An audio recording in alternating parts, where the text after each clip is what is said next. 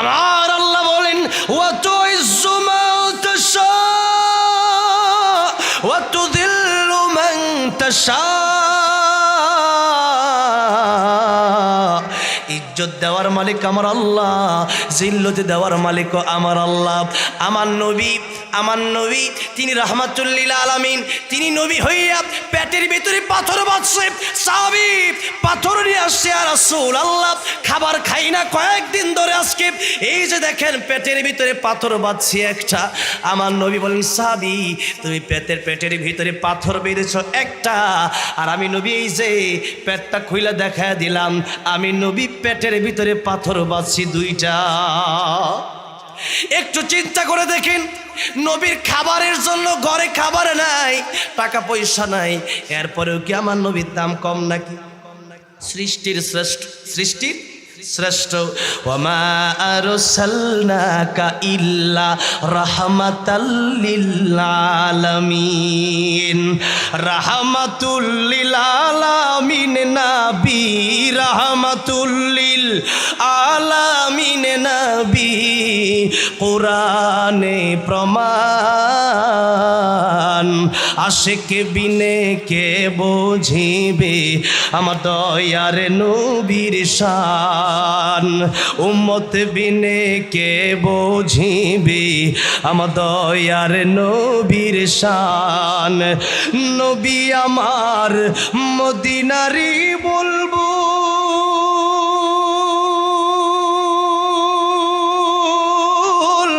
আমার আল্লাহ ভালোবেসে নামটি দিলেন হাবিবে রাসূল। আল্লাহু আকবার।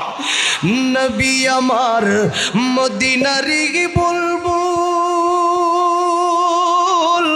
আমার আল্লাহ ভালোবেসে নামটি দিলেন মুহাম্মদ রাসূল।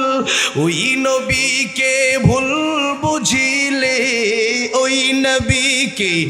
ওই নবীকে ভুল বুঝিলে থাকবে না ঈমান। আশিক বিনে কে বুঝিবে আমার দয়ার নবীর শান। বলেন না, আশিক বিনে কে বুঝিবে আমার দয়ার নবীর শান। জোরে বলেন আল্লাহু আকবার।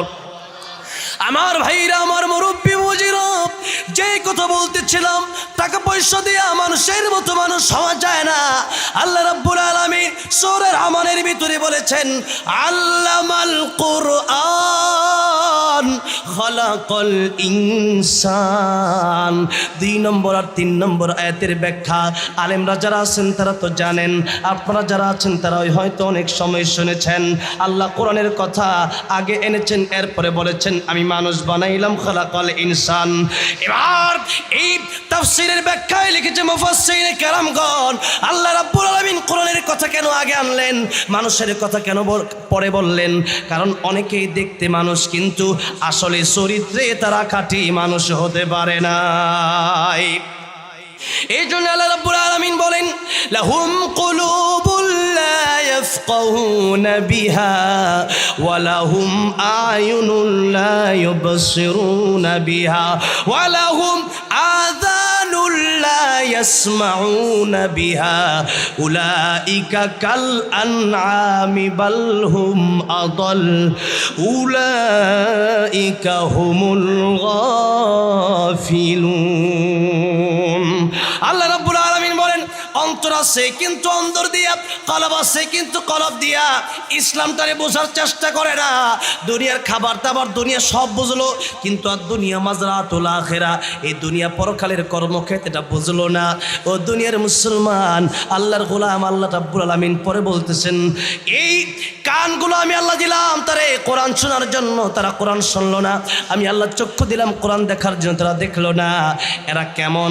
এরা আকৃতিতে মানুষ হতে পারে, কিন্তু এরা পশুর চাইতে, কুকুরের চাইতে, বিড়ালের চাইতে নিকৃষ্ট। জোরে বলেন নাউজুবিল্লাহ।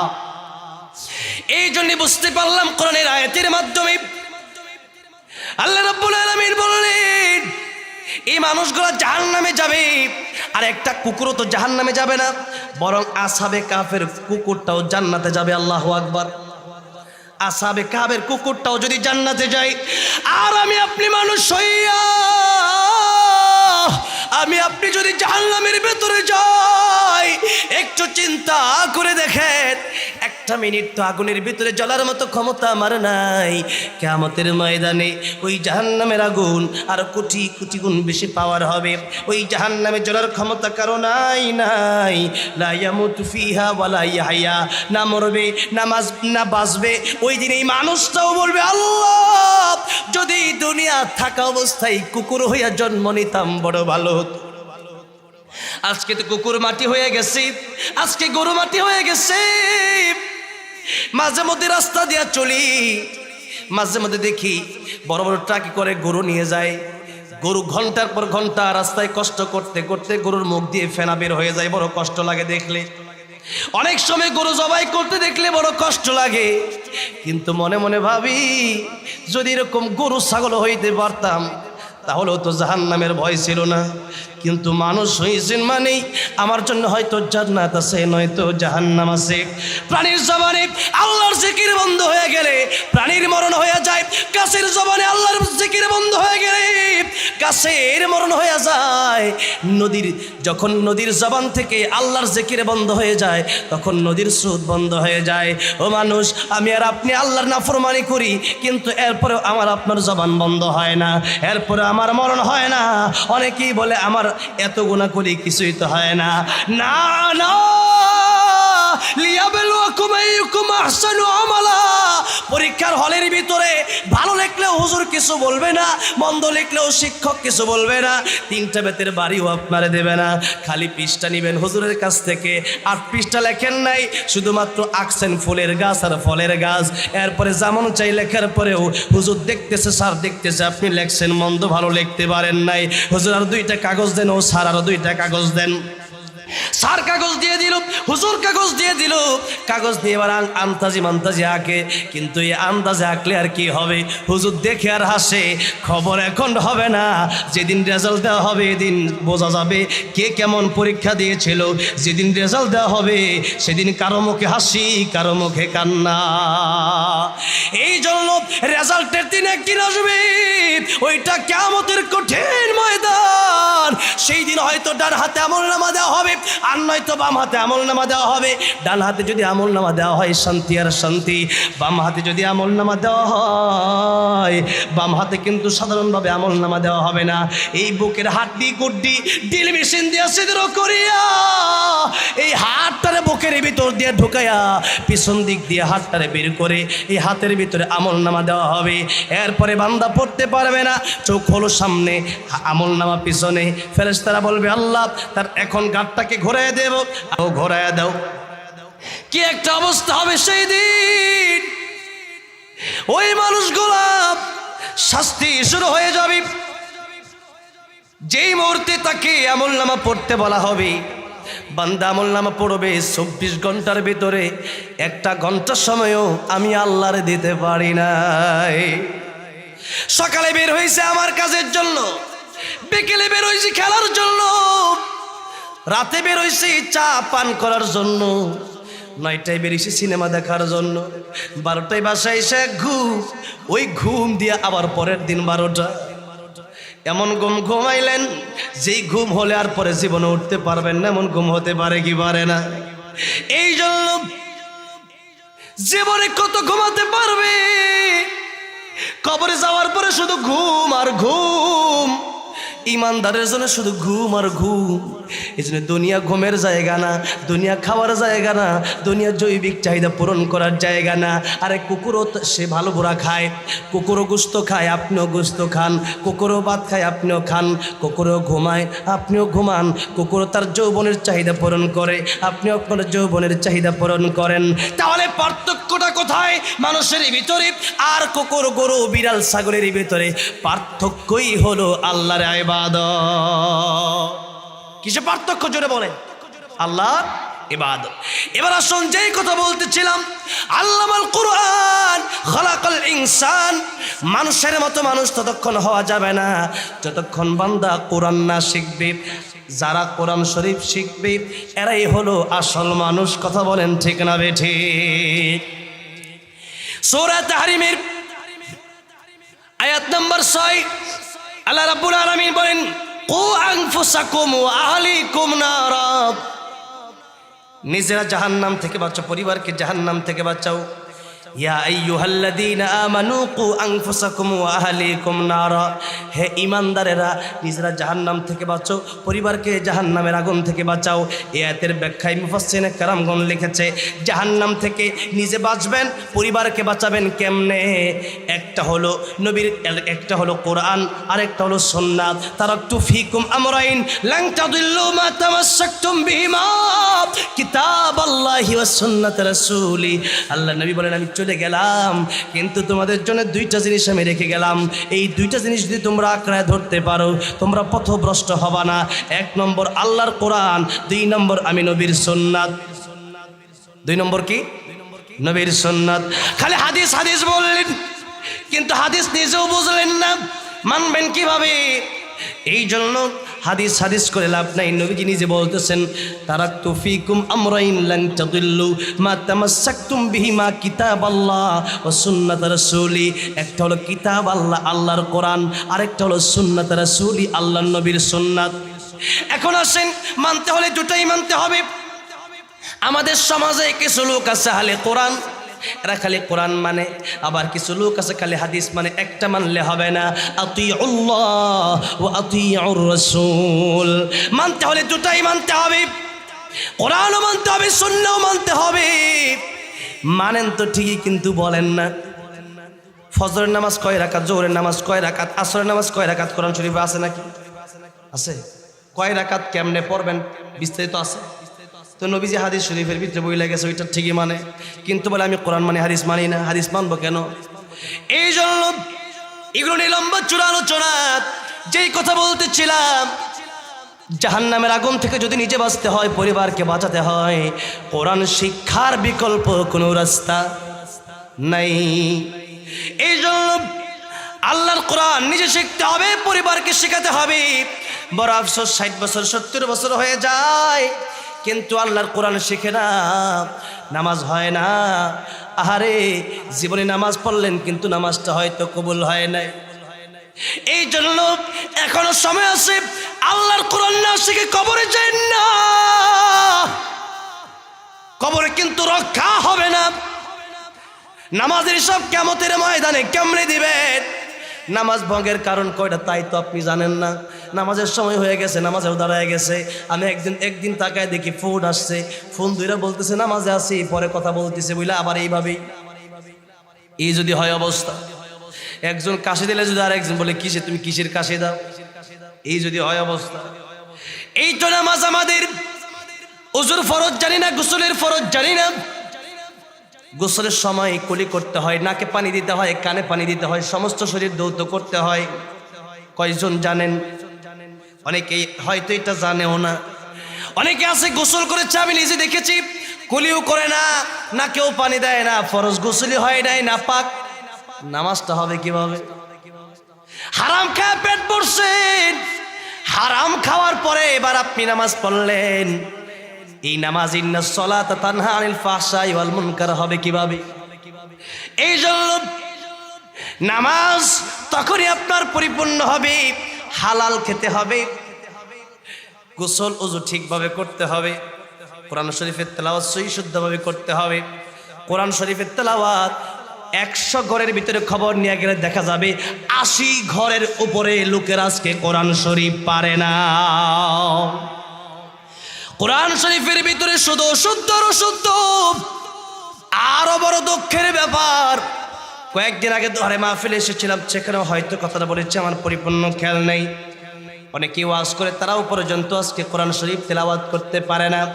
ওয়াজ করতেছি, মাঝে মধ্যে আয়াত করতেছে, তরজমা করতেছে, তাফসীর করতেছে, কিন্তু ওয়াজের সময় যখন আয়াত বলতেছে ভুরি ভুরি ভুল হচ্ছে, আইনটা পর্যন্ত উচ্চারণ করতে পারে না। 3 আলিফ টানের জায়গায় 1 আলিফ টানও দিচ্ছে না। সহি শুদ্ধভাবে কোরআন তিলাওয়াত না করতে পারলে কিন্তু জাহান্নামে যাওয়া লাগবে, এটাও মনে রাখবেন। এই জন্য কোরআন শরীফ নিজে শিক্ষা করা এবং সন্তানকে আল্লাহর কোরআনের শিক্ষা দেওয়ার দরকার আছে না নাই?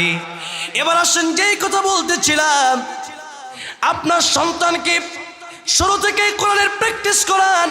মসজিদের ভিতরে সন্তান নিয়ে গেলে আরেকজন বাধা দিবেন না, তোর ছেলে মসজিদে আসে কেন বলা যাবে, এই ওয়ার্ড আর আপনার নাই। কারণ মসজিদ আপনার বাপে না, মসজিদ আল্লাহর ঘর। কার ঘর? মসজিদ আল্লাহর ঘর। আল্লাহর ঘরের ভিতরে ছোট বাচ্চাটাকে নিয়ে আমরা এক ওয়াক্ত নামাজ ছেড়ে দিলে মনটা ছটফট করে, কাজা হয়ে গেলে, একটু টাইম বার হয়ে গেলে মন ছটফট করে। কেন করে? আমার দাদা ছিলেন আলেম, বাবা আলেম, চাচারা আলেম। ছোটবেলায় যখন নাবালেক ছিলাম, 4 বছর 5 বছর বয়স যখন ছিল, তখনই ঘরের ভিতরে আমার দাদা লাঠি নিয়ে পুরা বাড়ি দৌড়াতো, লাঠি নিয়ে দৌড়াতো। আমার দাদা এখনো বেঁচে আসার জন্য 1 হাত দান করে বলেন আমিন। মৃত্যু সজ্জায় শয়তানের জন্য মরলে যেন ইমানের সহিত মৃত্যু দেয়, জুড়ে বলেন আমিন। এ আমার দাদা প্রায় 100 বছরের কাছাকাছি পুরা বাড়ি লাঠি নিয়ে দৌড়াতো। তখন বলতাম এটা কেমন দাদা, কিন্তু এখন বলি না, ওই দাদার কারণেই তো আজকে আলিফ বাতাসা শিখছিলাম, দাদার কারণেই আলেম হইছিলাম, দাদার কারণেই নামাজ এখন ছাড়তে মনে চায় না। কারণ ছোট থেকে নামাজের ভিতরে অভ্যাস হয়ে গেছে। এটা এমন হয়ে গেছে 3 বেলা খানা না খেয়ে থাকতে পারবো, কিন্তু নামাজ না পড়ে ইমানদার ব্যক্তি থাকতে পারে না। এই জন্য ও মা, ও বাবা, ও দাদা, ও দাদি, আপনি গার্ডিয়ান, আপনার সন্তান সম্পর্কে কিয়ামতের ময়দানে আপনাদের প্রশ্ন করা হবে। রোজার মাস আসতেছে, সন্তানের বয়স 20 বছর। মা কয় আমার সন্তানটা এখনো শিকন, ঠিক না বে ঠিক? আরে সন্তান শুকা যাইতেছে, থাক রোজা দেখার দরকার নাই, আমরা রাখলেইব। নাবালেক সন্তান তো বাবা মার কাছে সারা জীবনই ছোট, ঠিক না বে ঠিক? তাহলে কি বুড়া হইলেও কি সেটা রোজা রাখতো না? এই জন্য পারলে নাবালেক থাকলে ভাই 1টা 2টা 4টা 5টা রোজা রাখার অভ্যাস করায় দেন। হঠাৎ করে যখন বালেক হবে, হঠাৎ করে রোজা রাখতে তার কষ্ট হয়ে যাবে। এই জন্য ও মা, ও বাবা, আপনি যদি চান আপনার সন্তান আগুনের ভিতরে না জ্বলুক, কেউ কি চায় নাকি তার সন্তান আগুনের ভিতরে পড়ে যাক? কেউ কোনো বাপ মা চায়? তাহলে সে খাঁটি বাপ মা হতে পারে না। আল্লাহ এই জন্য বললেন, ও আনফুসাকুম ওয়া আলাইকুম নার, জাহান্নামের আগুন থেকে নিজে বাঁচো, পরিবারকে বাঁচাও। এই জায়গার ভিতরে জাহান্নাম শব্দ উল্লেখ নাই, উল্লেখ আছে নার। নার মানে আগুন। কোরআন শরীফের ভিতরে জাহান্নাম শব্দ আছে না নাই? কুল নারু জাহান্নাম আশাদ্দু হাররাব, জাহান্নাম শব্দ আছে, কিন্তু আল্লাহ পাক নার বললেন। এই নারের অনেকগুলো ব্যাখ্যা রয়েছে। একটা ব্যাখ্যা হলো নার মানে আগুন। আল্লাহ জাহান্নাম বলতে পারতেন, কিন্তু নার বললেন এই জন্য কারণ মানুষ জাহান্নাম বললে বলে জাহান্নামের আগুন, আর যদি বলে আগুন লাগছে তাহলে দৌড় দেয়। যদি বলে এখন ওই যে আগুন লাগছে, দেখবেন কয়েকজন ওইটা দৌড় দিছে, ঠিক না বে ঠিক? গতকাল বৃষ্টি হচ্ছিল, মাহফিল একটা শেষ করার একটা গিয়ে দেখি সব দৌড়াদৌড়ি শুরু করে দিচ্ছে। এরপরে এই বৃষ্টির মাঝেও কিছু লোক বসেছিল। এখন বৃষ্টি আসলেই যদি দৌড় দেয়, আগুন লাগলে কি বসে থাকবে? আমি সবার আগে দৌড় দেব। আগুনের ভয় আছে না? আগুন তো লাগতে পারে, গুনাহগার মানুষ, এরকম আল্লাহর ওলি তো হইতে পারে না। এখনই আগুন লাগলে পরে মানুষ চিন্তা করে আগুন লাগছে। ঢাকার শহরে পল্টনে যখন আগুন লেগে গেছে, তখন একে একে অনেকেই দৌড়ায় দৌড়ায় বের হয়। আর কতজন আওয়াজ দেয় আগুন লাগছে, আগুন লাগছে। যারা আশেপাশে ছিল তারাও চলে গেছে আরো কয়েকশো কিলোমিটার দূরে, কয়েকশো মিটার দূরে। কেন চলে গেল? যে কোনো সময় আগুন আমার টাচ করতে পারে। এই জন্য আল্লাহ বললেন না, আগুন থেকে বাঁচো। এই আগুন মানে দুনিয়ার আগুন না। দুনিয়ার আগুন থেকে বাঁচলে পরে ভাত রান্না করা সব বন্ধ হবে। এই জন্য এটা দুনিয়ার আগুন না। আল্লাহ বলেন কুদুহান নাস ওয়াল হিজারা, যেখানে মানুষ জ্বলবে, পাথরও জ্বলবে, যে আগুনে মানুষ জ্বলবে ওই আগুন কিন্তু দুনিয়ার আগুন না। দুনিয়ার আগুনে কিন্তু সাধারণত মানুষকে জ্বালানো হয় না। দুনিয়ার আগুনের লাকড়ি হয় গ্যাস, খড়ি, পাতা এগুলা, কিন্তু জাহান্নামের লাকড়ি হবে মানুষ। এই জন্য ও দুনিয়ার মুসলমান, আল্লাহর গোলাম, যদি জাহান্নাম থেকে নিজে বাঁচতে চান, পরিবারকে বাঁচাতে চান, তাহলে মুফাসসিরিনে কেরামগণ বললেন আল্লাহর কোরআন শিখার কোনো বিকল্প রাস্তা নাই। এই জন্য সন্তানটাকে ছোট থেকেই কোরআন শেখান, সন্তানটাকে ছোট থেকেই প্র্যাকটিস করান। সন্তান একদিন মানুষের মতো মানুষ হবে। টাকা ইনকাম কম করলেও দেখবেন আপনার সাথে সন্তান বেয়াদবি করবে না। কথা ঠিক না ঠিক? এই জন্য যেই কথা বলতেছিলাম, প্র্যাকটিস করলে পরে এই আমলটা সহজেই করা যায়। আল্লাহ নবী, বিশ্বনবী রাহমাতুল লিল আলামিন এই যে শাবান মাসে রাখতেন, এটা মুহাদ্দিসিনে কেরামগণ অনেকেই বলেছেন এই রোজা কেন রাখতেন? প্র্যাকটিসের জন্য রাখতেন, যাতে রমজান মাসে সহজ হয়।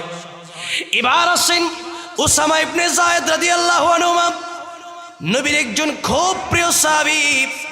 নবীজির কাছে জিজ্ঞাসা করলেন, ইয়া রাসূলুল্লাহ, ইয়া হাবিবাল্লাহ, এই শাবান মাসে আপনি এত রোজা রাখেন কেন? কারণটা কি?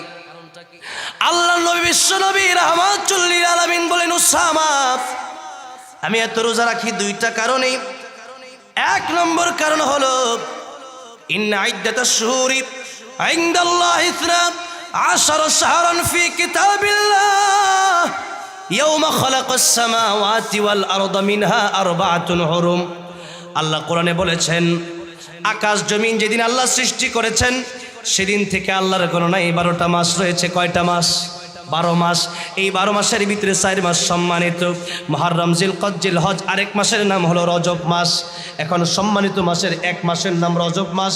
এই জন্য এই আয়াতকে কেন্দ্র করে কাফেররা পর্যন্ত এই মাসে যুদ্ধ বিদ্রোহ, একজন আরেকজনের সাথে মারামারি পর্যন্ত করতে। নজরে বলেন সুবহানাল্লাহ।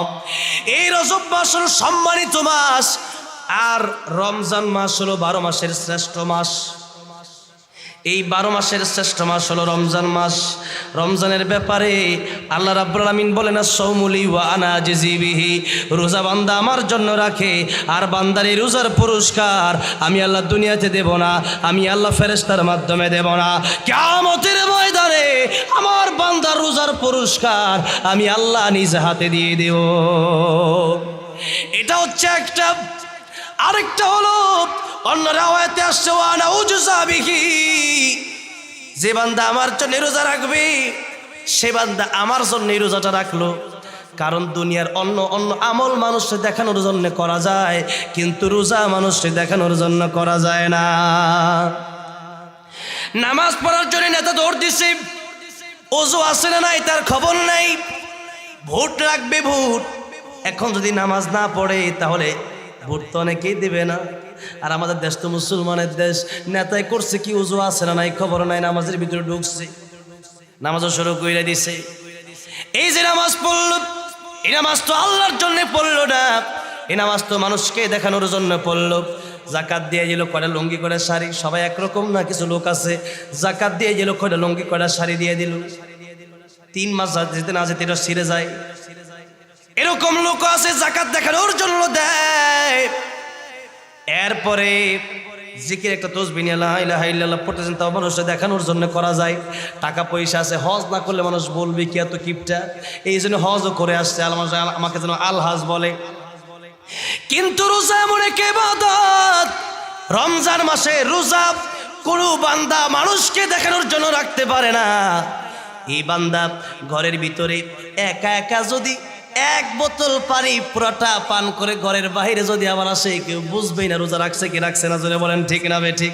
সবাইকে এসে বলবে আমি রোজা রাখছি, কিন্তু ইফতারির সময় যখন হয়ে যায় তখন রোজাদারের আসল আনন্দ, যারা রোজা রাখে না এদের মনে সুর সুর ভাব থাইকাই যায়। যেরকম ঠিক না ঠিক? এই জন্য রোজাদারের আনন্দ দুনিয়াতেই 2টা সময়, একটা হলো ইফতারের সময়, আরেকটা হলো ঈদের দিন। ঠিক না বে ঠিক?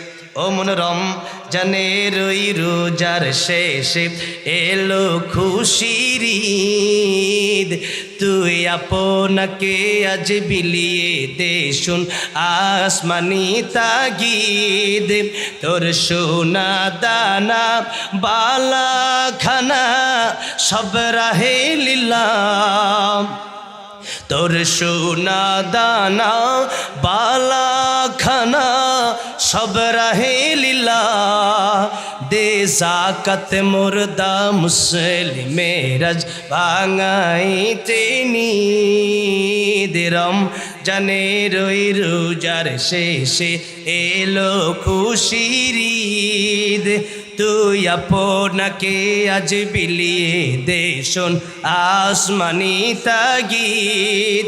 এই জন্য ঈদের খুশি রোজাদার বান্দার জন্য। কার জন্য? কার জন্য? রোজাদার বান্দার জন্য।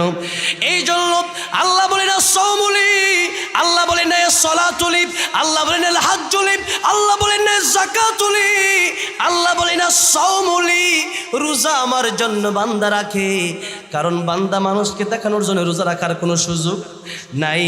বান্দার এত পানির পিপাসা লাগে, এরপরেও বান্দা পানি পান করে না। বান্দা একা একা থাকে, যখন কুলি করছে একটু পানি পান করতে পারে, এরপরেও বান্দা পানি পান করে না। টিউবওয়েলের সামনে গেছে, উজু করতেছে, মনটা কয় একটা ডুব পানি যদি গিলতে পারতাম, এরপরেও বান্দা পানি পান করে না। ইফতারির সময় হয়ে গেছে, আপেল কমলা মালটা বেদানা আনারসের অভাব নাই, পেঁয়াজ বেগুনি অভাব নাই, জালমুড়ির অভাব নাই, এরপরেও বান্দা একবার ঘড়ির দিকে তাকায়, আরেকবার এই বান্দা ইফতারির দিকে তাকায়। আমার আল্লাহ বলে ফেরেশতা তাকায় দেখ, এই বান্দা বানাইতে নিষেধ করছিলি, দেখ আমি আল্লাহর ভয়ে বান্দা একবার ঘড়ির দিকে তাকায়, আরেকবার ইফতারির দিকে তাকায়, এই বান্দার জিন্দেগির গুনাহ আমি আল্লাহ মাফ করে দিলাম। আমার ভাইরা, আমার মুরব্বী বুজিরা, এই জন্য রোজা হলো আল্লাহর জন্য। আর রোজার পুরস্কার দিবেন কে? আর আল্লাহ কি পুরস্কার দিবেন? আমার আল্লাহ যত বড় তার পুরস্কারও তত বড়, এটা মনে রাখতে হবে। এই জন্য আল্লাহর কাছে চাইলে পরে ছোট জিনিস চাওয়ার দরকার নাই, চাইবেন যখন ছোট না বড় চাইবেন। নবী বলছেন জান্নাত যদি তোমরা চাও, নবীজি থাকবেন জান্নাতুল ফেরদাউসে। ও আমার উম্মতেরা, যদি দোয়া করো, দোয়ার মধ্যে তোমরাও জান্নাতুল ফেরদাউস চাইবা। সুবহানাল্লাহ। এই জন্য আল্লাহ বড়, আল্লাহর কাছে চাইবো বড়।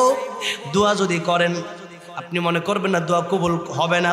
হালাল যদি খেয়ে থাকেন তো অবশ্যই কবুল হবে, হয়তো ডাইরেক্ট পেয়ে যাবেন। নবী বলেন দোয়া কবুল হয় 3 তরিকায়, হয়তো আল্লাহ ডাইরেক্ট দিয়ে দিবে, নয়তো বিপদ থেকে আল্লাহ উদ্ধার করে দেবে, আর না হয় আমার আল্লাহ জানে ইমানদারের জন্য দুনিয়ার চাইতে জান্নাতে যাওয়াটা জরুরি বেশি।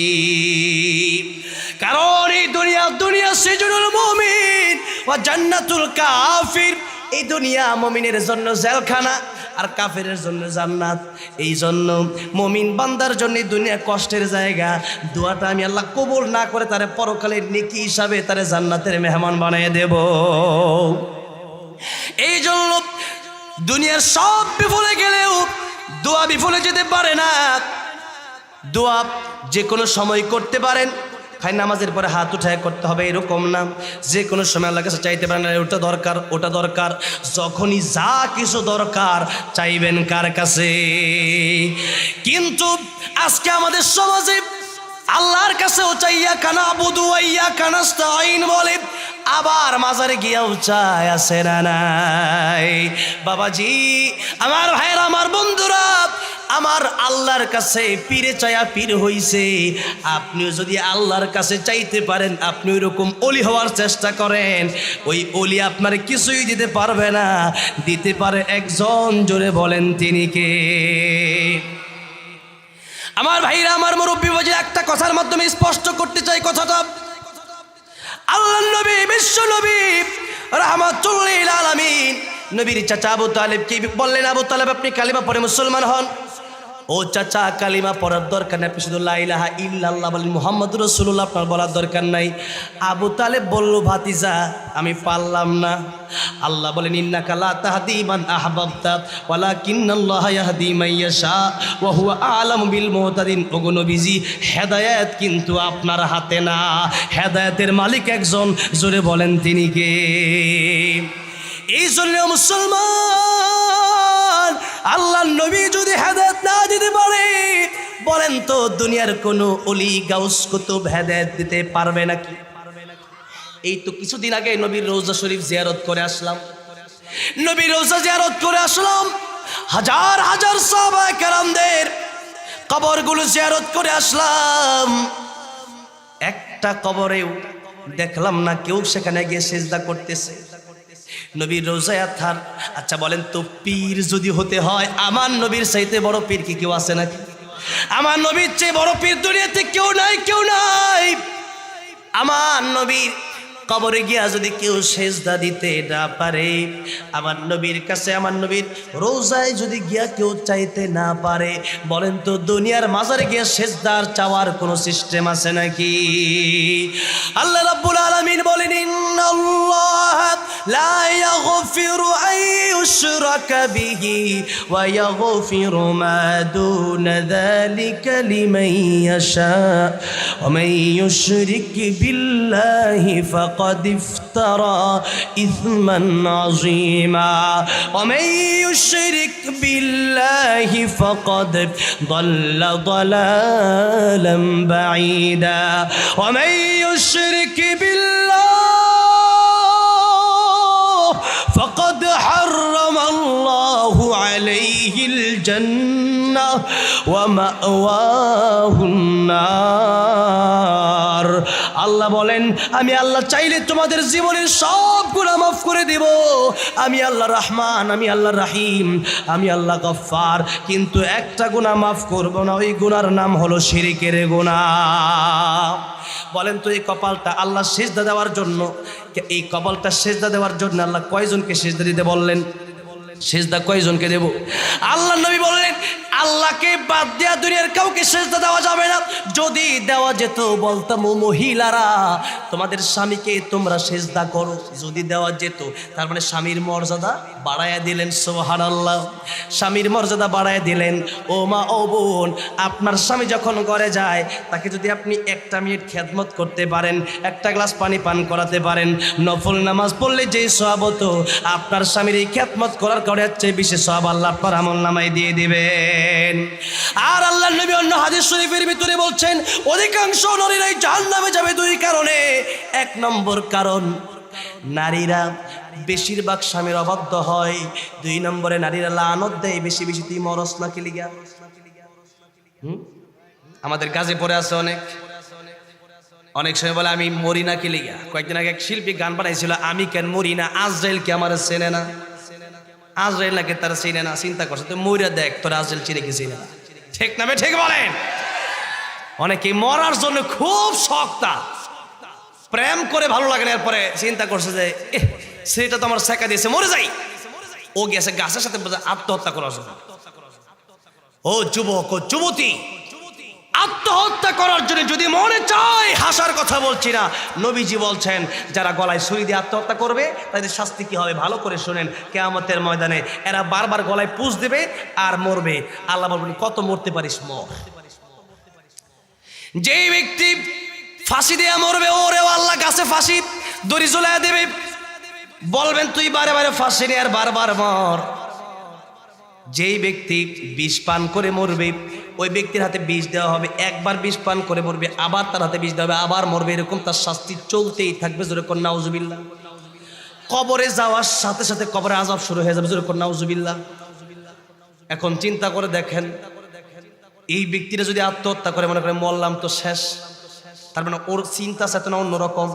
মরলাম মানে ধরা খাইলাম, মরলাম মানে আল্লাহর কাছে কেবলমাত্র গেলাম, মরলাম মানে কেবল আসল জিন্দেগি শুরু হলো। আল্লাযী খালাকাল মাউতা ওয়াল হায়াতা লিয়াবলুয়াকুম।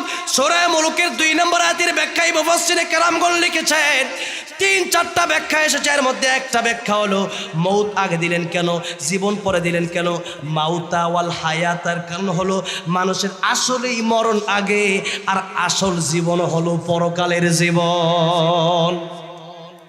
এই জন্য মুসলমান ও আল্লাহর গোলাম, আমার ভাইরা, আমার মুরব্বী বাবাজিরা, আল্লাহর নবী বিশ্ব নবী রাহমাতুল লিল আলামিন বললেন, তোমরা তোমাদের স্বামীর খেদমত করো, স্বামী যদি খুশি হয়ে যায় আমার আল্লাহ তোমার প্রতি খুশি হয়ে যাবে। জুড়ে বলেন সুবহানাল্লাহ।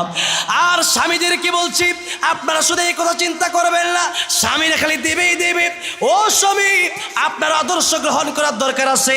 কুল ইন কুনতুম তুহিব্বুনাল্লাহ ফাত্তাবিউনি ইউহিব্বুকুমুল্লাহ। আল্লাহর কাছে যদি যেতে চান, আল্লাহ যদি ভালোবাসতে চান, আল্লাহর ভালোবাসা যদি পেতে চান, নবীর অনুসরণের দরকার আছে না নাই? এই জন্য একটু চিন্তা করে দেখেন, শুধু স্ত্রীর ওয়াজ করে লাভ নাই। ও স্বামীরা, আপনাদেরকে বলছি, আল্লাহর নবী বিশ্ব নবী রাহমাতুল লিল আলামিন তিনি একদিন আম্মা জান আয়েশার ঘরে গেলেন, গিয়া দেখলেন আম্মা জান আয়েশা রুটি বানাতে বানাতে ঘুমায়া পড়ছে। ওদিকে ছাগলে আয়েশা রুটি খায়, জোরে কোন সুবহানাল্লাহ।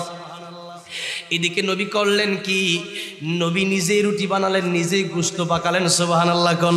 রাহমাতুল লিল আলামিন নবী হইয়া, সৃষ্টির শ্রেষ্ঠ হইয়া, আল্লাহর নবী বিশ্ব নবী রাহমাতুল লিল আলামিন খাবার পাক করার পরে এবার আয়েশা ঘুম থেকে উঠলেন।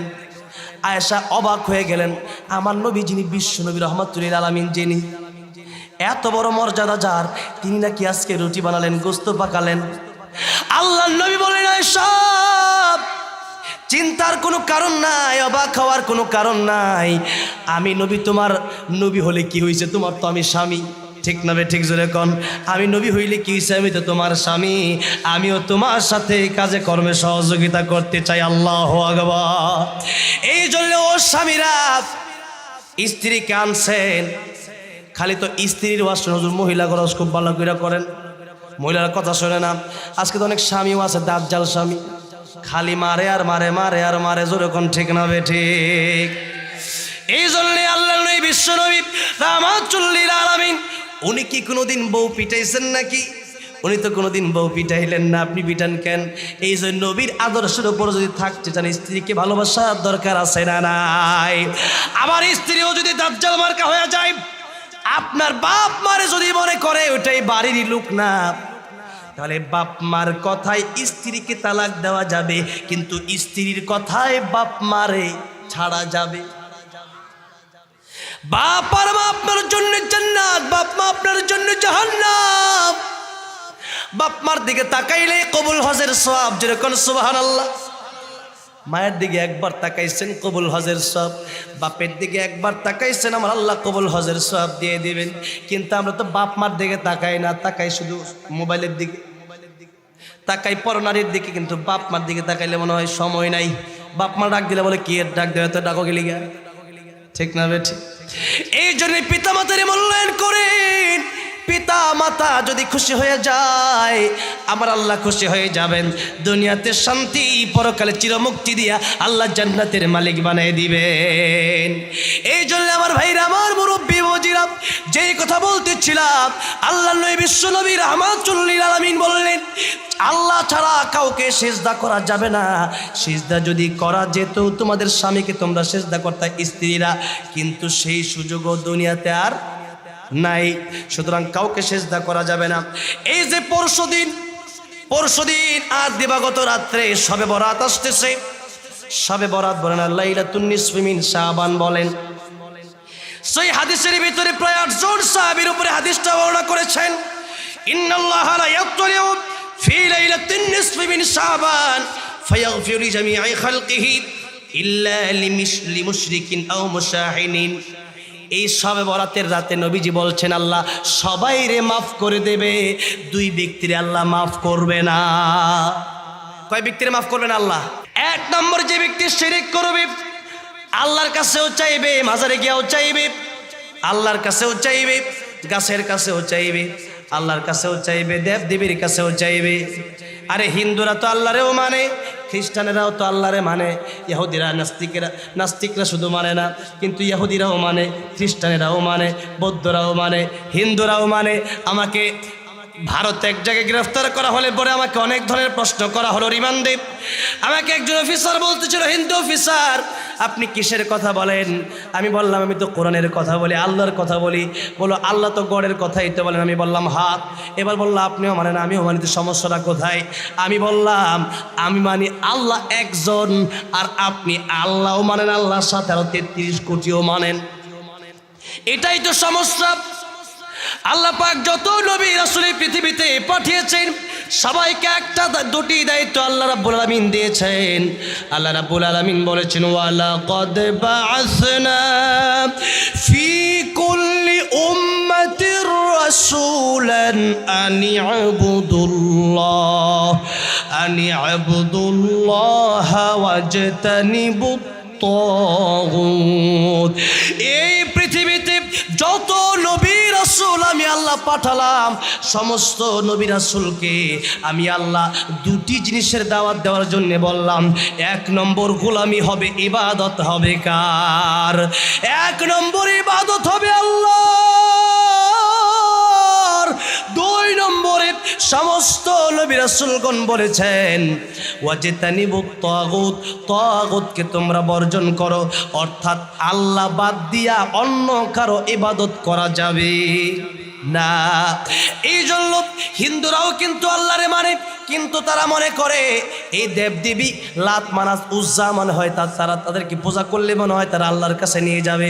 এখন সে যদি হিন্দুরে গিয়া পূজা করে আর আপনি যদি কবরে গিয়া সিজদা করেন, তাহলে হিন্দুর ভিতরে আর আপনার ভিতরে পার্থক্য রইল কোথায়?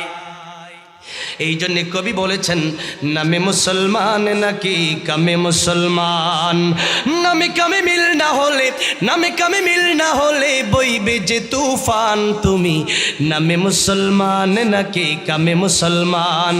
নাম রেখেছে আব্দুর রহিম, কালমা জানে না। এই সমাজে এমন লোকের সংখ্যা অগণা। নাম রেখেছে আব্দুর রহমান, কালমা জানে না। এই সমাজে এমন লোকের সংখ্যা অগণা। এমন সমাজ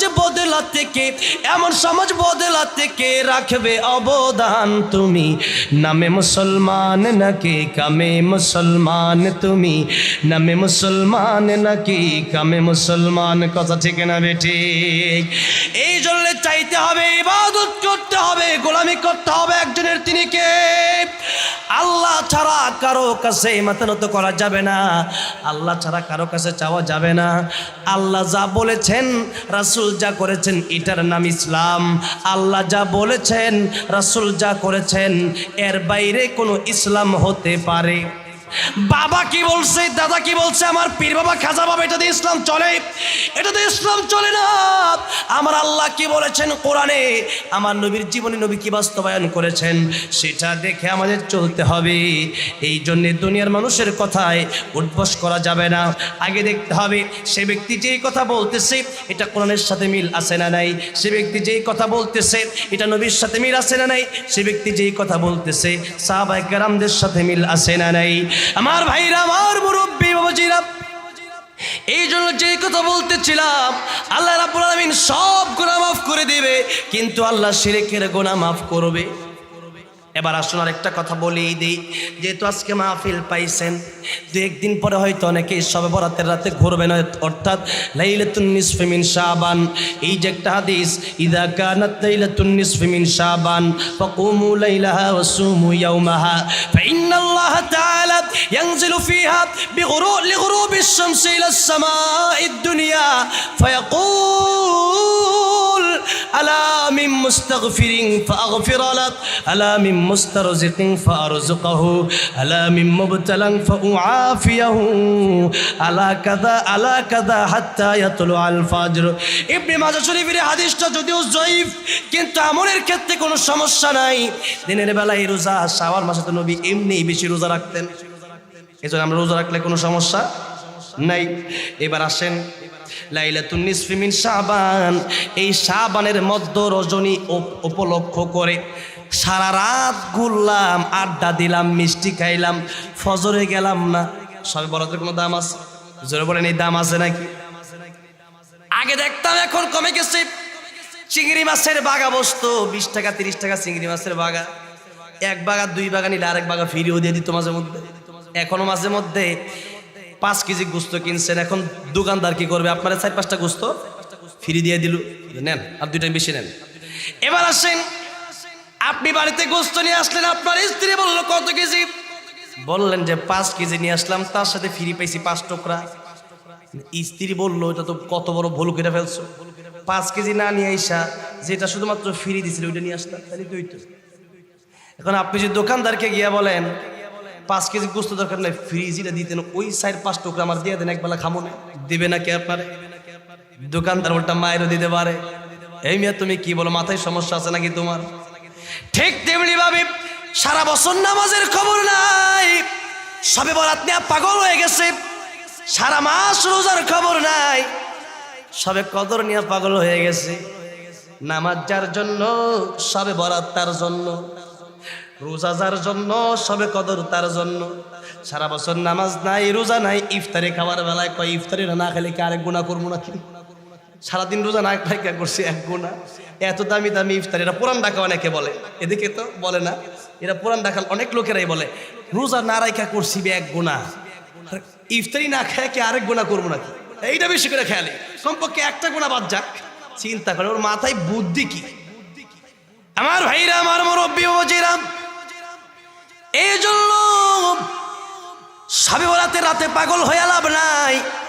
আপনাদেরকে জিজ্ঞাসা করতে চাই, শবে বরাতের দাম বেশি না ফজরের নামাজের দাম বেশি? ফজর না পড়া সারা বছর খবর নাই, মসজিদে আইসা ওই দিন একবারে আরেকজনের সুদা কয় রাস্তা মিয়া গরু মিয়া আজকে ইবাদত করো, আরেকজনের ধমক দেয়। এই জন্য নামাজ রোজা যদি করেন তাহলে ঠিক আছে, নামাজ রোজা যদি না করেন, অবসরপ্রাপ্ত সেনাবাহিনী যারা থাকে এদেরকে মাঝে মধ্যে বছর শেষে ফ্রি মাল বিতরণ করা হয়, আইডি কার্ড দেখানোর মাধ্যমে, রেশমের মাল। এখন সবাই সিরিয়াল ধরছে, যুবক একটা গিয়াও সিরিয়াল ধরছে, বিশাল বড় সিরিয়াল। এই সিরিয়ালের ভিতরে ঢুকলো, অবশেষে পিকআপের সামনে যেই মাত্র গেছে বললো কাঠ কই, কো কাঠ তো নাই, কয়েকখানে আমার কাঠ লাগে নাকি, বলে কাঠ ছাড়া জিনিস নাই। এখন আর তোমার জিনিস দেওয়া হবে না, মিয়া বোকা নাকি তুমি? এখানে যারা কাঠ দেখাতে পারবে, যারা ভাতা পাবে, এদেরকেই দেওয়া হবে, তোমার দেওয়া হবে না। ঠিক তেমনি ভাবে নামাজ নাই, রোজা নাই, সবে বরাত নিয়ে ফেরেশতার কাছে গেলে ফেরেশতা মায়ের ছাড়া কিচ্ছু দেবে না। জোরে বলেন ঠিক না বেঠে? সব আছে, এরপরে সবে বরাত আছে আলহামদুলিল্লাহ। ফরজ একটু কম ছিল, নফল মাইপে আল্লাহ আপনার জান্নাতের মালিক বানিয়ে দিবে। এই জন্য শবে বরাতের রাতে অনেকেই বাড়াবাড়ি করে, অনেকেই ছাড়াছাড়ি করে, অনেকেই বলে শবে বরাত বলতে কিচ্ছু নাই। অথচ হাদিস শরীফের ভিতরে স্পষ্ট লাইলাতুন নিসফি মিন শাবান। যারা বলে আলবানী রহমতুল্লাহের কথা শুনে যারা এই কথা বলেন নাই, অথচ আলবানী রহমতুল্লাহ তিনি বলছেন হাদিসটি সহিহ। এখন আসেন, তাহলে তো এই কথা মেনেই নিতে হবে। যেই কথা কোরআনে আছে, যেই কথা হাদিসে আছে, ওইটার না মেনে যাওয়ার কোনো জায়গা। যদি মুসলমান হয়ে থাকেন, লাইলাতুন নিসফি মিন শাবান আছে, এটা ঠিক আছে। এখন মনে চাইলে নামাজ পড়তে পারেন, মনে না চাইলে সমস্যা নাই, এশার নামাজ পড়ে ঘুমায় যান, কোনো সমস্যা নাই, ফজরটা ঠিক মতো পড়লেন। আর যদি মনে চান 2 রাকাত 4 রাকাত নামাজ পড়তে পারেন, আলহামদুলিল্লাহ আরো ভালো। এই রাতের বেলায় আপনি ইবাদত করতে পারেন। আবার এই রাতের ইবাদত মনে কইরা যদি কোন হুজুর এই রাতের নামাজ 24 রাকাত, এইরকম কোন সহিহ হাদিস নাই, জয়ীফও নাই। এই জন্য আলাদাভাবে 20 রাকাত 30 রাকাত 12 রাকাত 24 রাকাত নামাজের কোনো নির্ধারিত নামাজ নাই, সবে বরাতেও নাই, সবে কদরেও নাই। এই জন্য নামাজ পড়েন 2 রাকাতই পড়েন। নবীজি 2 রাকাত নামাজ পড়তে পড়তে ঘন্টার পর ঘন্টা সময় চলে যেত, আর আমরা 2 রাকাত পড়লে 2 মিনিটও লাগে না। লিয়াবলুয়াকুম আইয়ুকুম আহসানু আমালা, আকতারু আমালা না আহসানু আমালা।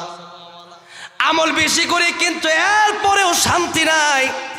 2 রাকাত নামাজ যদি পড়ার মতো পড়তে পারেন, আখলিস দীনাকা ইয়াকফিকাল আমালুল কলিল, অল্প আমলেই নাজাতের জন্য যথেষ্ট হবে। এই জন্য নামাজ যখন পড়বেন মনে করবেন আমি আল্লাহরে দেখতেছি।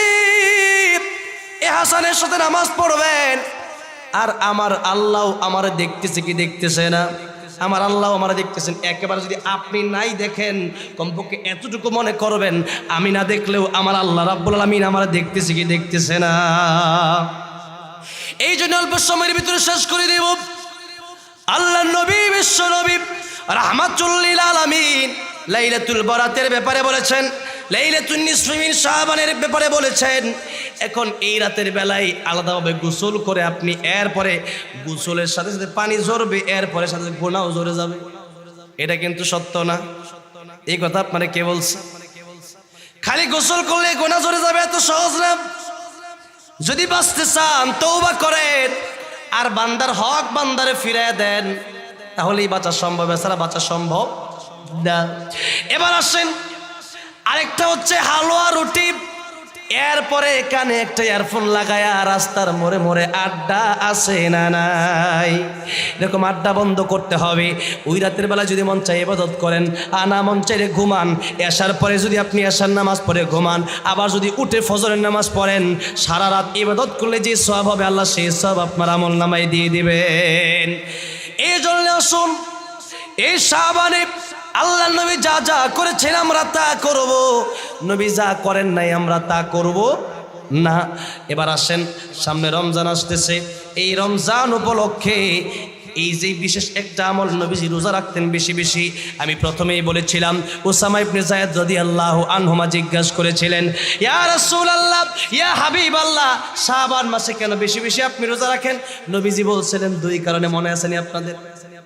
মনে নাই? বলে গেছে? আসলে রেকর্ড করে নিয়ে যাবে যাতে করে মনে থাকে। এক নম্বর হচ্ছে এই মাসটা অবহেলিত মাস, রজব মাস আর রমজান মাসের মাঝখানে চিন্তা করে শাবান মাসের কোনো গুরুত্বপূর্ণ মনে হয় নাই। এই যে নবীজি বলেন অবহেলিত মাসে, রজব মাস সম্মানিত মাস কোরআনের ভাষায়, আরবাতুন হুরুমের ভাষায়, আর রমজান মাস হলো শ্রেষ্ঠ মাস। শাহরু রমাদান আল্লাযী উনজিলা ফীহিল কুরআন, যে মাসে কোরআন নাজিল হয়েছে মাস শ্রেষ্ঠ মাস। এই দুই মাসের মাঝখানে যেই মাস, এই মাসটা মানুষ অবহেলা করে। আমি নবী চাই এই মানুষটা যেন মানুষ অবহেলা না করে। অবহেলা যারে করে সেই জায়গার ভিতরে ইবাদত করলে সবটা একটু বেশি হয়। যেমন আপনি সবাই সালাম দেন, সবাইরে বলতে কারা দেন? নেতারে সালাম দেন, ইমাম সাহেবরে সালাম দেন, কিন্তু রিক্সাওয়ালারা দেন না। ঠিক না বেঠিক? কৃষিরে দেন না, গরিব মানুষরে দেন না। এই জন্য সবাই রিক্সাওয়ালারা দেয় না। আপনি যদি রিক্সাওয়ালারা দিতে পারেন সবটা একটু বেশি হবে। জোরে কোন সুবহানাল্লাহ। অবহেলিত জায়গায় মরা সুন্নতকে আমাদের চিন্তা করতে হবে। আল্লাহ সেই তৌফিক দান করেন, জোরে বলেন আমিন। এবার আসেন অবহেলিত জায়গা, যে কোনো অবহেলিত কাজ যদি আপনি কাজটা অবহেলিত হইয়া সেটা নবীর সুন্নাত, কারণ আপনি যদি চিন্তা করতে পারেন 100 গলা কাটা শহীদের সওয়াব আল্লাহ আপনারা দিবে, জোরে কোন সুবহানাল্লাহ। এই জন্য অবহেলিত যে সময়টা একটু দেখেন, এশার নামাজের পরে রাত 12টার পরে মানুষ ঘুমায় যায়, রাত 2টা 3টা বাজে মানুষ যদি তাহাজ্জুদের নামাজ পড়ে ওই নামাজের দাম আছে না নাই? আল্লাহ নবী বলেছেন আতাইমুত তাআম ওয়া আফশুস সালাম ওয়া সাল্লু বিল লাইলি ওয়ান নাসু নিয়াম তাদখুলুল জান্নাতা বিসালাম। 3টা কাজ করো, আল্লাহর তৈরি জান্নাতের ভিতরে শান্তির সাথে প্রবেশ করো। 1 নম্বর মানুষকে বেশি বেশি খানা খাওয়াও। খানা খাওয়াইলে মনে করবেন লস, দুনিয়াতেও 10 গুণ আল্লাহ বাড়ায় দিবে, পরকালেও দিবে, জোরে কোন সুবহানাল্লাহ। 2 নম্বর সালামের প্রচার প্রসার করেন। সালাম তো আজকে নাই, স্বামী আপনি স্ত্রীকে সালাম দেন, স্ত্রী স্বামীকে সালাম দেন, এরপরে বাপ সন্তানকে সালাম দেন, সন্তান বাপকে সালাম দেন।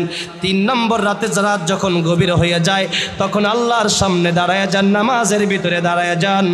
হতে পারে এই তাহাজ্জুদের নামাজের উসিলায় আপনি আল্লাহর ওলি হয়ে যাবেন।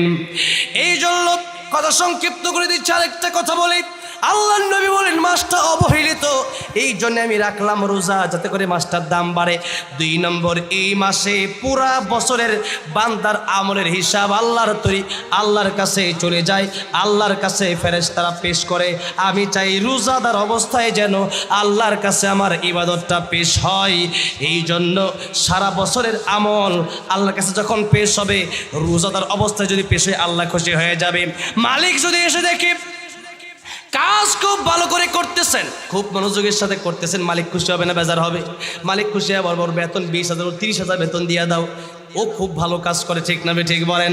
আমার আল্লাহর সামনে যখন রোজাদার অবস্থায় আমলটা উঠায় নিয়ে যাওয়া হবে, তখন আল্লাহ যখন দেখবেন বান্দাটা এই মুহূর্তে কি অবস্থায় আছেন, নগদ আমল তার রোজা, আমার আল্লাহ বান্দার প্রতি খুশি হয়ে যান। এই জন্যে শাবান মাসের গুরুত্বপূর্ণ আরেকটা আমল হচ্ছে রোজা রাখা। গুরুত্বপূর্ণ আমল কি? রোজা বেশি বেশি রাখা, গুনাহ ছেড়ে দেওয়া, আল্লাহর কাছে তওবা করা এবং বেশি বেশি আল্লাহর ইবাদত করা, এখন থেকেই গুনাহ ছেড়ে দেওয়ার জন্য পরিপূর্ণ তওবা করা, বান্দার হক বান্দাকে দিয়ে দেওয়া। বান্দার হক যদি মেরে থাকি, 10 টাকা 20 টাকা হোক, আল্লাহ আল্লাহর হক মাফ করে দিবে, বান্দার হক আল্লাহ মাফ করবে না। এই জন্যে বান্দার হক যে যতটুকু পাওনা তাকে ততটুকু দিয়ে দেওয়া। কার সম্পত্তি মেরে থাকলে সম্পদ আবার ফিরিয়ে দিয়ে দিবেন। ভাই যদি বোনের সম্পত্তি মেরে খেয়ে থাকেন, পরকালের আযাব ভোগ করার জন্য রেডি থাকেন। বাঁচতে চাইলেই সম্পদ আপনার বোনকে আপনি ফিরিয়ে দেন। তাহলে রমজানের প্রস্তুতি আমাদের নিতে হবে।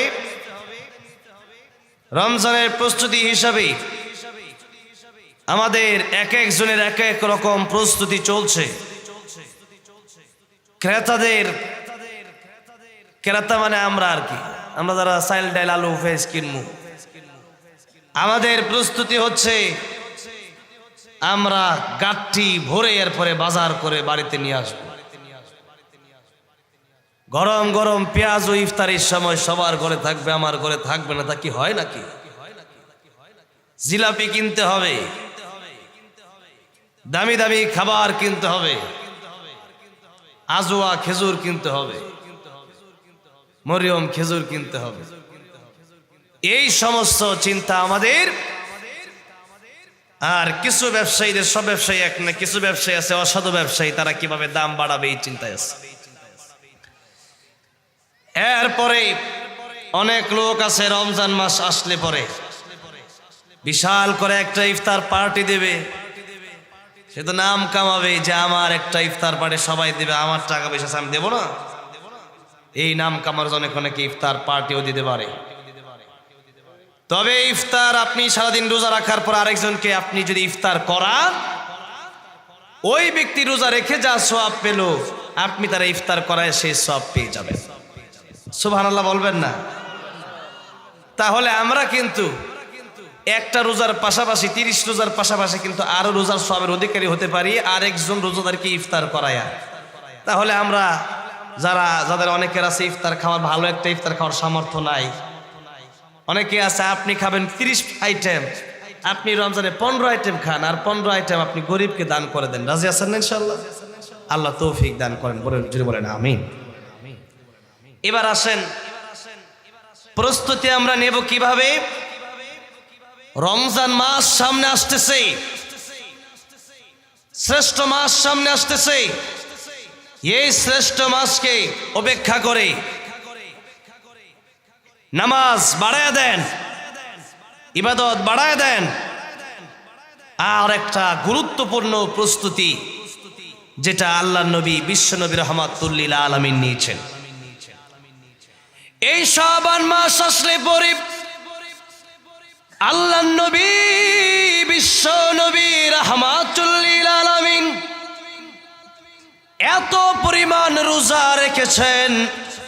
আম্মা জান আয়েশা সিদ্দিকা রাদিয়াল্লাহু আনহা বলেন, আল্লাহর নবী বিশ্বনবী রাহমাতুল লিল আলামিন এত পরিমাণ রোজা এই শাবান মাসে রেখেছেন, যে রোজা আল্লাহর নবী বিশ্বনবী রাহমাতুল লিল আলামিন রমজান মাস ব্যতীত বাকি 11টা মাসে এত রোজা আল্লাহর নবী রাখতেন না।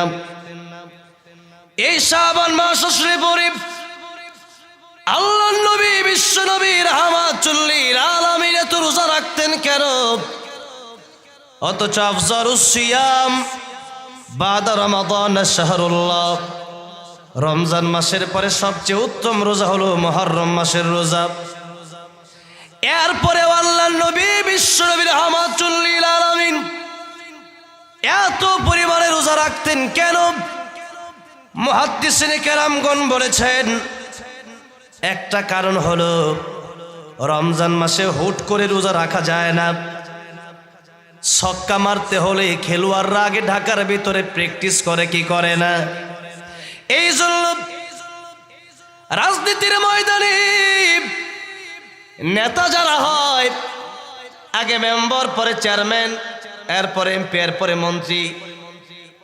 আমি যার কোম্পানিতে তারাবি পড়াই, আপনাদের একাশনের কোম্পানি সালমান এফ রহমান সাহেবের কোম্পানিতে কিন্তু আমি তারাবি পড়াই, বিক্সিমকো ইন্ডাস্ট্রিয়াল পার্কে। উনি কি নেতা এমনি হয়ে গেছে নাকি? কষ্ট করতে হয়েছে না? কষ্ট করতে হয়েছে, খালি সাইনবোর্ড আর সাইনবোর্ড, প্রচার আর প্রসার। এরপরে রাজনীতি যারা করে, রাজনীতির ময়দানে জীবন মরণ নিয়ে নামে। খেলোয়াড় যারা হয় এরা খেলতে গিয়া জীবন মরণ নিয়ে নামে। হাত ভাঙলে ভাঙবে, পা ভাঙলে ভাঙবে, গোল দিতেই হবে। এই যে খেলোয়াড়রা খেলে, রাজনীতিবিদরা রাজনীতি করে, যে যে কাজে করুক না কেন তার জন্য আগে প্র্যাকটিস করে। সুতরাং ইবাদতের জন্য আগে প্র্যাকটিসের দরকার আছে না নাই? এই জন্য বাচ্চাটা বালেগ হওয়ার আগে, বাচ্চার বাচ্চা যখন ছোট থাকে, এই ছোট বাচ্চাকে মসজিদে নিয়ে যান। এখনো মসজিদের নববীতে গেলে দেখা যায়, আমি গিয়ে দেখে এসেছি, অসংখ্য অগণিত ছোট ছোট বাচ্চারা মসজিদের নববীতে দৌড়াদৌড়ি করতে থাকে। কাবা শরীফে গেলে দেখবেন বড় হাজিরাও হজ করে, ছোট ছোট সন্তানদেরকে নিয়ে হজ করে। হাঁটতে পারে না, এরপরেও তারা নিয়ে একবার হজ করে, একবার কুলে নেয়, আরেকবার তারা তাওয়াফ করায় হাঁটায়া। দেখে বড় ভালো লাগলো। কাবা শরীফের ইমাম তো কোনোদিন বলে নাই এই ছোট বাচ্চাকে কাবা শরীফ থেকে বের করে দাও। মসজিদে নববীর ইমাম কোনোদিন তো বলেন এই সন্তানকে বের করে দাও। মক্কা শরীফের, কাবা শরীফের কোনো মুসল্লি কোনোদিন বলে নাই এই সন্তানকে হেরামের বাইরে বের করে দাও। মসজিদে নববীর হেরামের বাইরে বের করে দাও, এটা তো কেউ বলে নাই। এখন আমাদের সমাজে একটা রীতিনীতি চালু হতে যাচ্ছে, সেই রীতিনীতি বন্ধ করার জন্য বলছি, মসজিদের ভিতরে যখন যাবেন আপনি নামাজ পড়বেন, আপনার নামাজের সময় ছোট বাচ্চারা দুষ্টামি করুক আর যাই করুক না কেন, তারপরেও ছোট বাচ্চাকে নামাজে নিয়ে যাওয়ার দরকার আছে না নাই? কারণ প্র্যাকটিস যদি না থাকে, বড় হয়ে সন্তান নামাজ পড়তে আগ্রহী হবে না। ছোট্ট সন্তান, এই ছোট্টবেলায় প্রাথমিক শিক্ষা, তাকে কোরআনের শিক্ষা দিতে হবে। ছোটবেলায় তার হাতে মোবাইল দেওয়া যাবে না, ছোটবেলায় তারে কার্টুন দেওয়া যাবে না, ছোটবেলায় তারে মোটু পাতলু দেখানো যাবে না। কারণ আপনি ছোটবেলায় যা তারে শিখাবেন, এই ব্রেনটা তার থাকে তখন একবারে ফ্রেশ। এই জন্য ছোট ছোট বাচ্চা, আজকেও একটা ছেলে নেসার আহমদ আর নাসির সাহেব একটা ছাত্র আজকেও ইরান থেকে ফার্স্ট হয়ে আসছে, বলেন আলহামদুলিল্লাহ। আমিও তো 10 বছর বয়সে হাফেজ হয়েছি, আলহামদুলিল্লাহ। বিশ্বের বহু কান্ট্রিতে তেলাওয়াত করার জন্য গিয়েছি, সম্মান আল্লাহ কম দেয় নাই। কোরআনের সাথে এতটুকু বোঝেন, একটা কাফনের কাপড়, একটা সাধারণ কাপড় লাগলে যদি এটা গিলাফের দাম তো বেড়ে যায়। এই গিলাফ মাটিতে পড়লে মানুষ চুমু খায়। এই যে আমার পায়ের সাথে টেবিলের এই কাঠের স্পর্শ হলো, এরপরেও কাঠটাকে আমি চুমু খেলাম না, কিন্তু আল্লাহর কোরআনের সাথে যেই কাঠ লাগছে, সেই কাঠকে মানুষ এখনো, কাঠ যদি পায়ের সাথে লেগে যায় তাহলে চুমু খায় কি খায় না?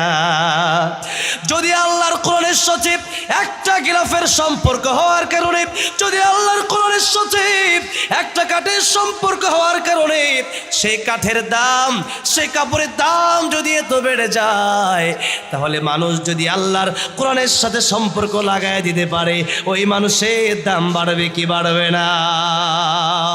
সমাধান চাও যদি জীবনে মরণে, ফিরে যাও খুঁজে নাও, চোখ রাখো কোরআনে। বলেন না, ফিরে যাও খুঁজে নাও, চোখ রাখো কোরআনে। ফিরে যাও খুঁজে নাও, চোখ রাখো। এ তো চির অম্লান চির মুক্তির ডাক, এ যে মহাবাণী খোদার কালামে পাক। এ তো চির অম্লান চির মুক্তির ডাক, এ যে মহাবাণী খোদার কালামে পাক। এই দুনিয়ায় আর সেই দুনিয়া, এই দুনিয়ায় আর সেই দুনিয়া, মুক্তি পাবে তুমি দু জাহানে। সমাধান সমাধান চাও যদি জীবনে, মরণে ফিরে যাও খুঁজে নাও চোখ রাখো কোরআনে। বলেন না, ফিরে যাও খুঁজে নাও চোখ রাখো কোরআনে, ফিরে যাও খুঁজে নাও চোখ রাখো। এ বাণী সকলের নয় শুধু মুমিনের, যারাই চলবে মেনে ফল পাবে কোরআনের। এ বাণী সকলের নয় শুধু মুমিনের, যারাই চলবে মেনে ফল পাবে কোরআনের। ঘরে বলো কি বা রাষ্ট্রে বলো, ঘরে বলো কি বা রাষ্ট্রে বলো, অশান্তি দূর করে শান্তি আনে। সমাধান সমাধান চাও যদি জীবনে, মরণে ফিরে যাও খুঁজে নাও চোখ রাখো কোরআনে। বলেন না, ফিরে যাও খুঁজে নাও চোখ রাখো কোরআনে, ফিরে যাও খুঁজে নাও চোখ রাখো কোরআনে। তাহলে এই সন্তানকে, সন্তান যখন ছোট, সন্তানের হাতে টাচ মোবাইল দেবেন, টিভি দেবেন নাকি আল্লাহর কোরআন দেবেন? সন্তানের হাতে আল্লাহর কোরআন দেন, সন্তানকে বিশ্বনবীর জীবনী পড়ে শোনান। এই সন্তান আল্লাহর নবীর খাঁটি আশিক, কোরআনের জীবন্ত সৈনিক হিসাবে গড়ে উঠবে। এই জন্য সন্তানকে যদি মানুষের মতো মানুষ বানাতে চান, সন্তানকে আল্লাহর কোরআন শেখান। কত বৃদ্ধাশ্রমে মা বাবাকে সন্তান রেখে আসে, আজ পর্যন্ত কোনোদিন দেখলাম না একটা কোরআনের হাফেজ, একজন কোরআনের একজন আলেম কোনোদিন একটা মা বাবাকে তারা বৃদ্ধাশ্রমে রেখে আসে নাই। চ্যালেঞ্জ করে বলতে পারেন, আপনার সন্তানকে যদি হাফেজে কোরআন বানাতে পারেন, আলেম বানাতে পারেন, এই সন্তান আপনারাও বৃদ্ধাশ্রমে রেখে আসবে না। ঠিক না ঠিক? এই জন্য সন্তানকে হাফেজে কোরআন বানান, সন্তানকে আলেমে দিন বানান। আমি চ্যালেঞ্জ করে বলতে পারি, এই দুনিয়াতেও আল্লাহ আপনার রিজিক কমাবে না, বরং রিজিক আল্লাহ আপনারে বাড়াইয়া দেবে। গতকাল গাজীপুরে প্রোগ্রাম করতে গেলাম, প্রোগ্রামের সভাপতি সাহেব প্রোগ্রাম শেষ করে আমার সামনে নানান রকম আইটেম খাবার রেখে দিল। বলল, হুজুর আমি একটা কথা বিশেষভাবে লক্ষ্য করলাম। আমি বললাম কি? হুজুর ইমাম সাহেবরা কামাই 10,000 টাকা, ইমাম সাহেবরা কামাই 12,000 টাকা, কিন্তু তাদেরকে দাওয়াত দিলে পরে 20-30 আইটেমের খাবার দেয়। টাকা কামাই আমরা, কিন্তু গরুর গোশ খাইতে পারি না, মিষ্টি খাইতে পারি না, ইলিশ মাছ খাইতে পারি না, হাঁসের মাংস খাইতে পারি না, হাঁসের ডিম খাইতে পারি না। কত নিষেধ নিষেধ, কিন্তু হুজুর যখন ঘরে আসছে, হুজুর 10,000 টাকা বেতন পেলে কি হবে? হুজুরে বলছে, হুজুর খান 30 আইটেম, হুজুর কয় 20 আইটেম খাই আর খাইতে পারি না। এখন দেখেন দুনিয়ার মানুষ টাকা কামালেই রিজিক পায় না। মাল্লাহুল মাওলা ফালাহুল কুল, আল্লাহর জন্য হয়ে যান, আল্লাহ রিজিক আপনার পায়ের নিচে এনে দিবে। আল্লাহু আকবার। এই জন্য আল্লাহর কাছে চলে যান, আল্লাহরে ডাক দেন, আল্লাহর কাছাকাছি হন। টাকার প্রয়োজন নাই, রিজিকের ব্যবস্থা করবেন কে? আর কোটি কোটি টাকার ভিতরে শান্তি আসতে পারে না। কত মানুষ দেখেছি কোটি কোটি টাকা ইনকাম করে, কিন্তু শান্তি নাই, শান্তি নাই, শান্তি নাই। বড় একজন কোম্পানির মালিক, এই কোম্পানির মালিক আমার সাথে তার অনেকটা খুব ফ্রি সম্পর্ক। আমার সাথে বলতেছে, ভাই রে এত বড় কোম্পানির মালিক হলাম, বাংলাদেশের 10 কোম্পানির বড় এক কোম্পানির মালিক। তিনি বলল, এত বড় কোম্পানি চালায়, হাজার হাজার কোটি কোটি টাকা আমার আছে, কিন্তু দুঃখ এক জায়গায়, সন্তান আমার কথা শোনে না।